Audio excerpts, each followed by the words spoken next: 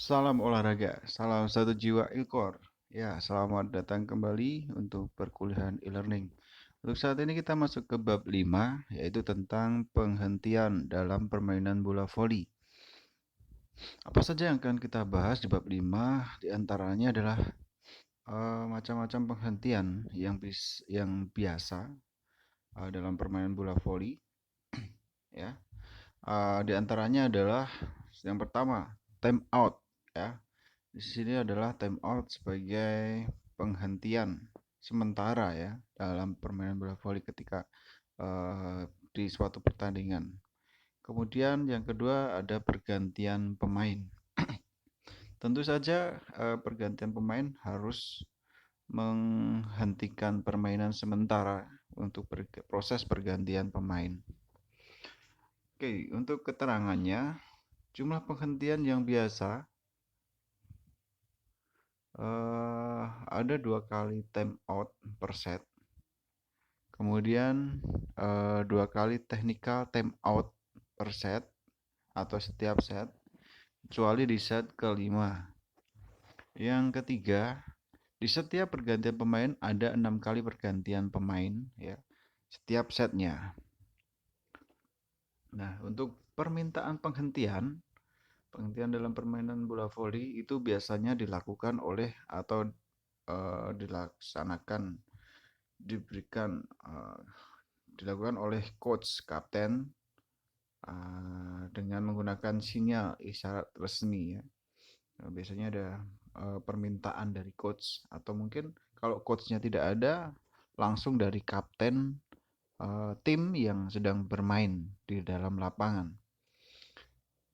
Kemudian dari isyarat permintaan penghentian, dari sekretariat membunyikan sebuah bel ya, atau mungkin dari wasit 2 memberikan kode bahwasanya ada time out dan technical time out yang diminta oleh coach atau kapten yang bertanding. Nah, untuk proses penghentian berturut-turut ya, di sini ada permintaan 1 atau 2 time out dapat dilaksanakan atau diminta. Jadi, ketika time out sudah berlangsung ya, ini boleh minta lagi time out yang diminta oleh sebuah tim atau coach atau mungkin kaptennya yang bertanding tadi. Ini bisa jadi suatu indikasi, bisa karena faktor taktik dalam permainan bola voli ya, menjadi strategi untuk mengulur permainan ya. Yang selanjutnya, tidak diperkenankan minta pergantian berturut-turut 2 atau lebih pergantian pemain ya. Jadi ketika ada tim yang meminta pergantian pemain, nah itu boleh 2, 3, atau 4 secara langsung pemain menggantikan pemain ya secara langsung yang bertanding di dalam yang bermain di dalam lapangan. Tapi tidak boleh misal satu pemain diganti, kemudian bola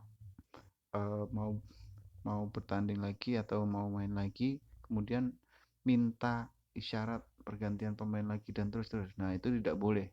Itu bisa mendapat peringatan dari wasit 1.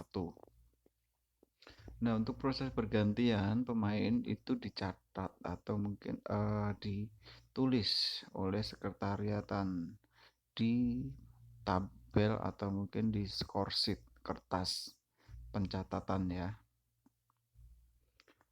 Nah, untuk time out dan TTO sendiri, TTO itu technical time out ya.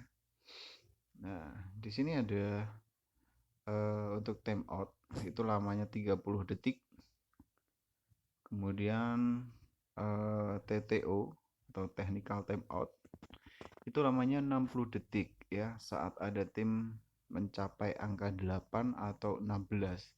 Jadi setiap tim yang memperoleh angka 8 terlebih dahulu dan 16 nilai 16 itu ya, itu dari sekretariat akan membunyikan bell atau tanda bahwa sudah saatnya untuk melaksanakan technical time out. Ya, berbeda dengan time out. Kalau time out itu diminta oleh official atau kapten tim atau pelatih tim ya selama pertandingan berlangsung. Nah, untuk time out sendiri itu setiap masing-masing tim diperbolehkan 2 kali time out ya. Jadi punya kesempatan 2 kali time out. Nah, itu bisa digunakan dimanapun saja ketika nilai berada di manapun ya. Jadi ketika baru mendapat nilai 1 langsung minta time out itu juga boleh ya. Kemudian selama time out seluruh pemain keluar di daerah bebas ya. Berada di daerah bebas dekat bangku cadangan ya. Jadi harus masuk ke dalam area bebas. Atau mungkin di situ ada area pemain atau di daerah bangku cadangan. Tidak boleh masuk lapangan gitu ya. Intinya.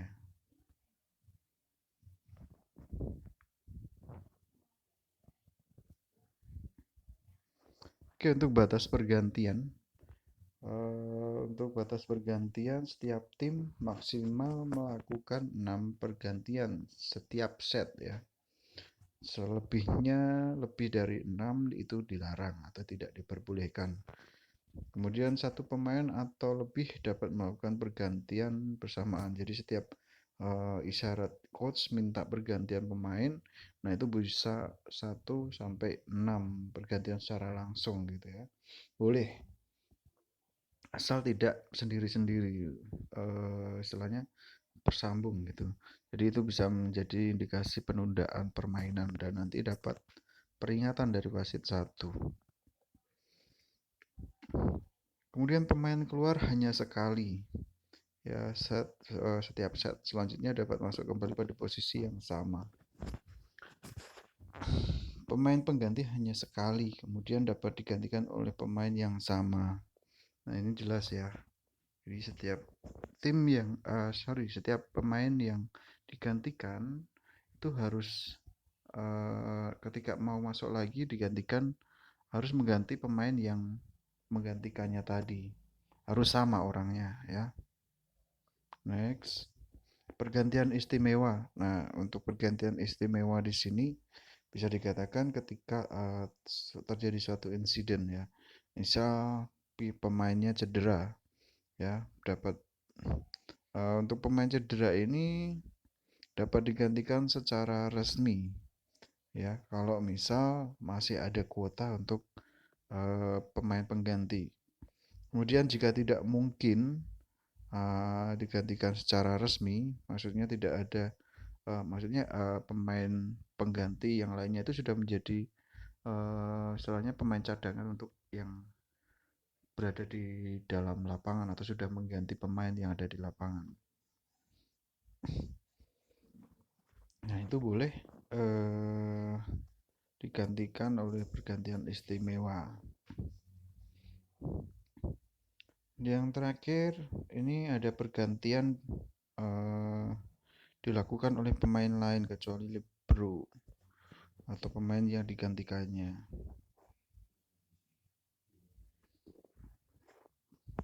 Pergantian diskualifikasi ini yang tidak diperbolehkan ya. Pemain yang dikeluarkan harus diganti secara pergantian resmi, jadi harus digantikan secara langsung.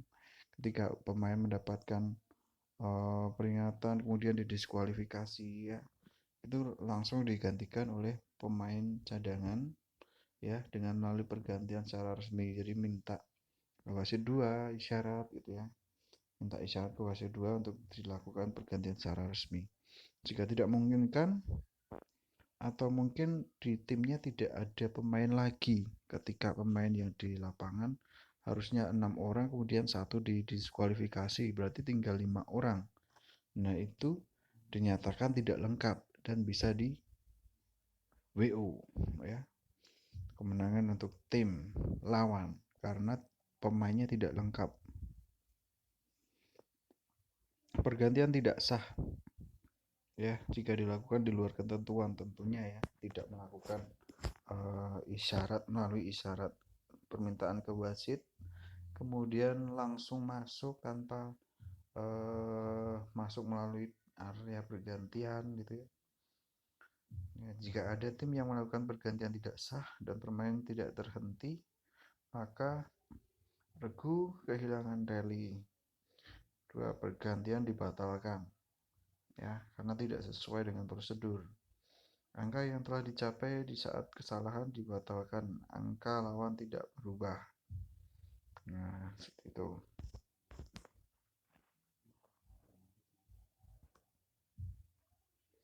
Untuk prosedur pergantian, ya, yang pertama tentu harus dilakukan di daerah pergantian. Daerah pergantian itu di mana? Nanti dijelaskan. Silakan nanti dicari sendiri ya. Uh, Kemudian membutuhkan waktu yang diperlukan untuk mencatat dalam score sheet. Ya, jadi setiap pergantian harus dicatat dalam score sheet. Kemudian pemain pengganti harus siap berdiri di daerah pergantian. Ya, seorang pengganti harus sudah siap dulu, bukan ketika sudah minta isyarat ke wasit, pemain penggantinya masih di toilet. Ya, itu kan nggak mungkin ya. Kemudian diminta oleh coach atau kapten playing dengan isyarat resmi. Ya, coach atau pemain yang ada di dalam lapangan sebagai kapten memberikan kode untuk pergantian pemain, mungkin dengan merotasikan kedua tangan ya di depan dada.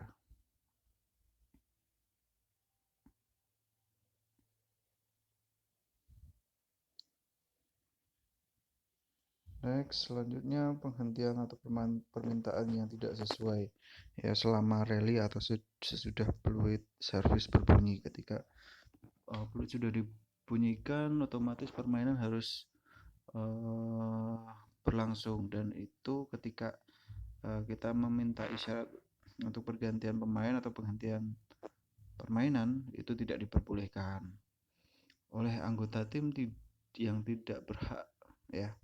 Yang tidak berhak itu siapa? Tentu selain coach, asisten coach, dan pemain kapten yang ada di dalam lapangan ya. Selain 3 orang itu tidak boleh meminta isyarat pergantian pemain. Sebelum permainan dimulai, sehabis pergantian. Ya, kemudian setelah jumlah TO, teknik time out ya, maksudnya pergantian habis ya. Ketika sebuah tim sudah uh, melakukan time out 2 kali, yang menjadi kesempatan punya 2 kesempatan time out itu sudah habis atau sudah dilakukan, maka tidak boleh minta time out lagi gitu ya, kecuali menunggu TTO, technical time out gitu ya, baru diperbolehkan. Atau pergantian pemain jatahnya sudah habis lewat dari 6 ya, kalau sudah 6 nggak boleh lagi. Kemudian permintaan pertama diperingatkan, misalnya dianggap memperlambat pertandingan. Nah, yang di sini dimaksudkan adalah ketika permintaan itu mengganggu sebuah permainan, maka itu dapat peringatan dari wasit 1. Kemudian kalau itu diteruskan dan dilakukan berulang, maka ada indikasi itu memperlambat pertandingan dan itu bisa mendapatkan nilai untuk tim lawan ya. Ini adalah skema ya. Jadi bentuk-bentuk memperlambat suatu permainan bola voli itu ada 3 macam, yaitu memperlambat pergantian ya. Kenapa memperlambat pergantian ya? Kadang ini juga suatu strategi untuk mengulur waktu supaya konsentrasi lawan itu terpecah ya. Jadi ketika lawan sedang on fire ya, setiap tim punya strategi dengan mengulur waktu supaya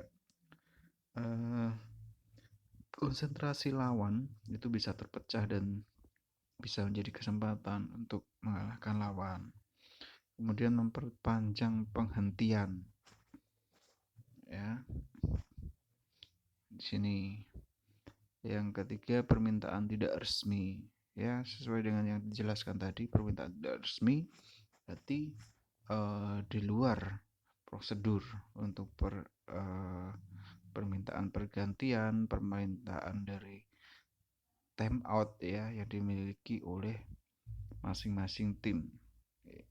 Oke, demikian tadi penjelasan dari saya terkait dengan proses penghentian dalam permainan bola voli. Kiranya dapat bermanfaat untuk kita semua dalam permainan bola voli dan diaplikasikan di dalam permainan, ya. Terima kasih pada semuanya. Assalamualaikum. Salam olahraga, salam satu jiwa Ilkor.